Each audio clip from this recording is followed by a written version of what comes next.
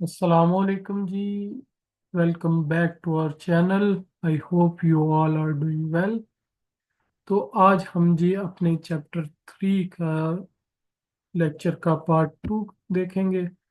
तो इसमें जो है हम देखेंगे सबसे पहले सेक्शन 15 पे, प्रियम्पशन रिगार्डिंग रिमूव प्रोड्यूस के। अगर कोई टेनेंट जो है वो उसने लैंडलॉर्ड को जो है वो rent in the form of produce पे करना है, जो प्रोड्यूस होगा उसमें से कोई हिस्सा दे के उसने जो है वो पे करना है। तो टेनेंट क्या करता है, वो ज़रा होशियार बनता है और वो उसमें से कोई पार्ट जो है वो रिमूव कर देता है, जो मीन्स के जो फसल हुई है उसमें से कुछ हिस्सा जो है वो पहले ही साइड पे कर देता है, ताकि उसका पर्पस क्या हो उस हिस्से को साइड पे करने का, कि एक फेयर डिस्ट्रीब्यूशन ना हो। तो क्या अज्यूम किया जाएगा, फिर ये किया जाएगा कि the removed produce was equal to the best crop grown on the similar land in the area। तो जो प्रोड्यूस में से वो उसका हिस्सा होगा वो बाकी जो उसके इर्द गिर्द जो सेम काइंड ऑफ लैंड है उनमें से जो प्रोड्यूस हुई है उस हिसाब से जो है वो इससे भी वो रेंट वसूल किया जाएगा। सेक्शन 17 है appointment of referee for division of produce की डिवीजन के लिए। अगर कोई डिस्प्यूट अराइज होता है तो जो है वो एक रेफरी अपॉइंट किया जाएगा। तो उसका क्या प्रोसीजर होगा, वो कहते हैं कि if either the land owner और द टेनेंट, अगर लैंड ओनर या टेनेंट में से कोई अ, जो प्रोड्यूस है जिस दिन वो तकसीम होनी है उस दिन वहां पे नहीं पहुंचता या पहुंचने पहुंचने फेल हो जाता है, या डिवीजन में कोई जो है वो पैदा हो जाता है, डिस्प्यूट अराइज हो जाता है, तो इस सूरत में क्या होगा कि जो रेवेन्यू ऑफिसर है वो एक रेफरी को अपॉइंट करेगा ताकि फेयर डिस्ट्रीब्यूशन हो। नेक्स्ट सेक्शन 18 है appointment of assess and role of referee. अब जो रेफरी अपॉइंट हुआ है उसकी क्या जो है वो राइट्स एंड ड्यूटीज हैं। तो रेवेन्यू ऑफिसर जो है may provide the referee with क्या क्या चीज़ें उसे दे सकता है, guidelines on how to conduct the division, के रेवेन्यू ऑफिसर उस रेफरी को गाइड करेगा कि डिवीजन को किस तरह से कंडक्ट करना है। जो रेफरी है उसको जो है वो हेल्प करने के लिए असिस्टेंट जो है वो रेफरी अपॉइंट कर सकता है, अपने साथ रख सकता है। Rules and procedures to ensure fairness, और जो रेवेन्यू ऑफिसर है वो रेफरी को वो कुछ रूल्स एंड प्रोसीजर देगा कि फेयरनेस को कैसे जो है वो इंश्योर करना है। अब रेफरी की क्या ड्यूटीज हैं कि वो सबसे पहले तो जो रेवेन्यू ऑफिसर ने इंस्ट्रक्शंस दी हैं वो जो है उन पे अमल दरामद करेगा। दूसरा, must notify both land owner और टेनेंट को, दोनों को नोटिफाई करेगा कि किस टाइम और जगह पे ये डिवीजन होनी है। तीसरा, अगर दोनों में से कोई एक वहां पे नहीं पहुंचता तो रेफरी जो है वो एक्स पार्टी फैसला कर देगा, मींस यक तरफा कार्रवाई कर देगा। Next, authority to inspect land. जो रेफरी है और उसके साथ जो उसके असिस्टेंट होंगे वो किसी भी ज़मीन में जो है वो एंटर कर सकते हैं जहाँ पे उन्होंने जो है प्रोड्यूस स्टोर की हुई है, उन्हें पता चला कि यहाँ पे कोई प्रोड्यूस स्टोर की गई है तो वो उस लैंड में उस बिल्डिंग में एंटर कर सकते हैं। सेक्शन 19 है प्रोसीजर आफ्टर डिवीजन और अप्रेजलमेंट, के डिवीजन या अप्रेजलमेंट के बाद क्या होगा। तो जब वो डिवीजन हो जाएगी तो रेफरी जो है वो उसको रिकॉर्ड करेगा और उस मींस के उसको डॉक्यूमेंटेडली रिकॉर्ड करेगा और उसको जो है रेवेन्यू ऑफिसर के सामने सबमिट कर देगा। अब जब रेवेन्यू ऑफिसर है उसको कंफर्म करेगा डिवीजन को, या उसको मॉडिफाई भी कर सकता है फॉर फर्दर इंक्वायरी। अब कॉस्ट एलोकेशन की बारी आ गई तो रेवेन्यू ऑफिसर जो है वो डिसाइड करेगा कि ये जो प्रोसेस हुआ है जिसमें रेफरी अपॉइंट हुआ है और ये सारा प्रोसीजर हुआ है उसकी कॉस्ट कौन पे करेगा। कॉस्ट में include payments for the referee and the assessor. तो वही बात कि उसमें जो रेफरी और असेसर की पेमेंट है वो भी शामिल हो सकती है। जो एप्लीकेंट है माइट हैव टू पे इन एडवांस, तो एप्लीकेंट को ये सारा कुछ एडवांस में पे करना पड़ेगा with adjustment after the proceeding, और प्रोसीडिंग के बाद जो भी पेमेंट उसे मिलेगी उसमें से जो है वो एडजस्टमेंट हो जाएगी, लेकिन उसको पे जो है वो एडवांस में करना पड़ेगा। सेक्शन 20 है जी, enhancement of produce rent of occupancy tenants के जो प्रोड्यूस है वो रेंट जो है वो किस तरह से इन्हेंस किया जाएगा। तो सबसे पहले जी कि अगर जो टेनेंट है वो जो रेंट है वो in the form of produce pay कर रहा है, मनी और फिक्स रेट पर crop type, they continue to occupy the land at that rate, तो वो उसी रेट पे ही उसको कंटिन्यू करेगा। तो आगे वो जो है वो एक्सेप्शन देते हैं, प्रोवाइजो देते हैं कि अगर वो लैंड जो है वो प्रीवियसली नॉन एरोगेटेड थी, ड्राई थी, मीन्स कि वो उस जमीन पे कोई खुश्क साली पड़ी हुई थी, वो अनएरिगेटेड लैंड थी, और अब वो जो है वो इरिगेटेड बन गई है, फ्लडेड बन गया है, वहाँ पे पानी भी पहुंच गया है, तो फिर रेंट जो है वो इंक्रीज होगा। दूसरा, the increase must match what other tenants with similar rights pay for the comparable irrigated land. तो जो इंक्रीज होगा वो उसी हिसाब से होगा जो उसके सिमिलर टाइप के जो उसके पड़ोस में जो टेनेंट्स हैं वो जो दे रहे हैं उसी हिसाब से इसका भी इंक्रीज होगा।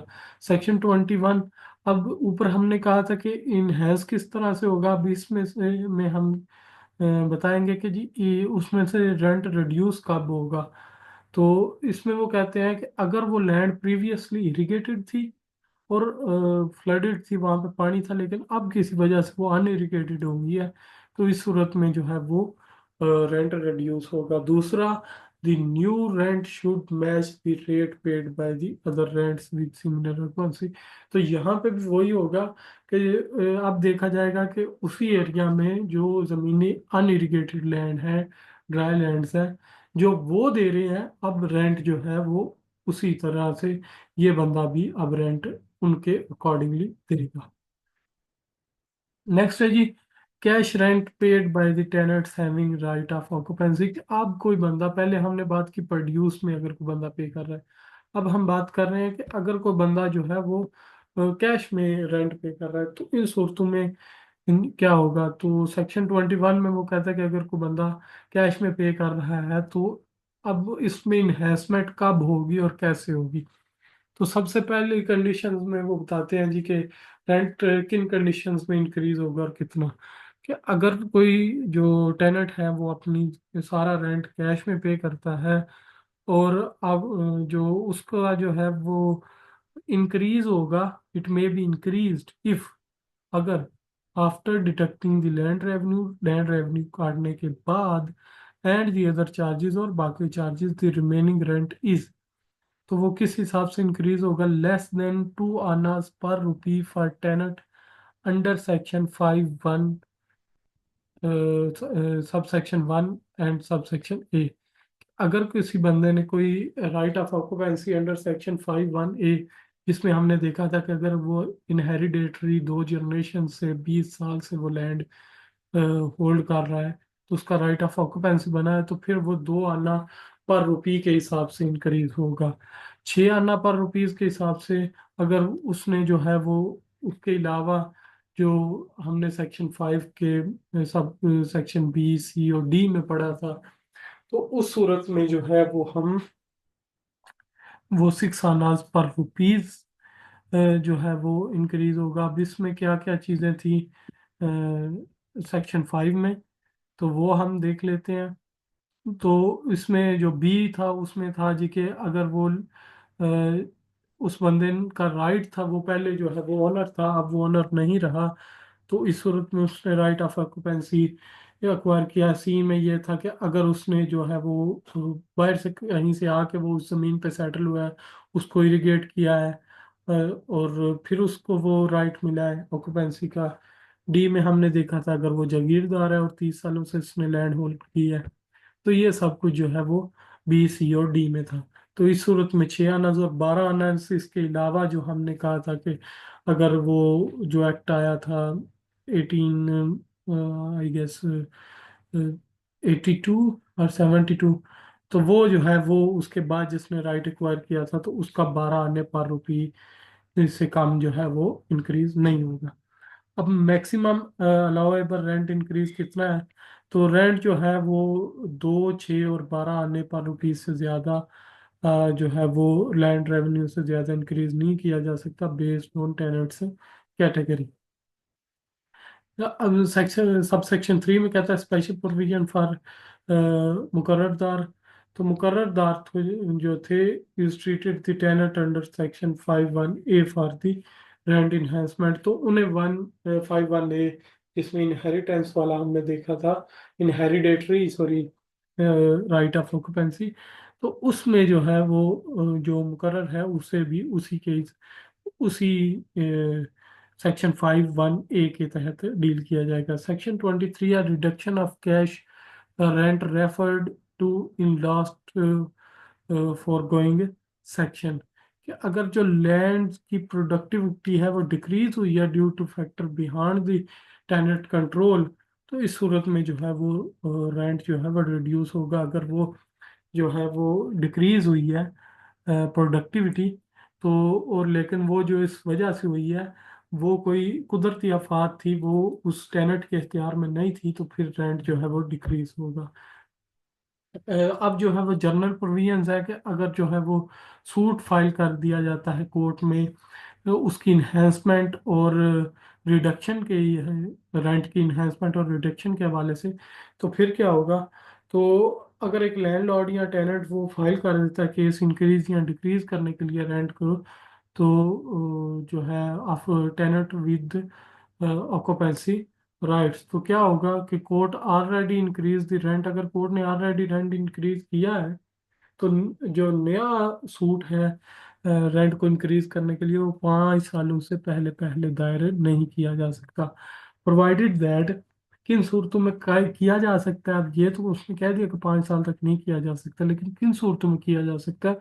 तो एक सूरत बताते हैं कि अगर उसको रीअसेस कर दिया गया, तो वहाँ पे पंजाब लैंड रेवेन्यू एक्ट 1967 में हमने देखा था असेसमेंट वाला। तो अब अगर उस जगह की रीअसेसमेंट हो गई है लैंड रेवेन्यू की और लैंड रेवेन्यू इंक्रीज हो गया, तो फिर जो है वो जो है वो केस फाइल किया जा सकता है। अब जो है वो कहते हैं कि suit for rent increase is not allowed. कब नहीं अलाउड होगा?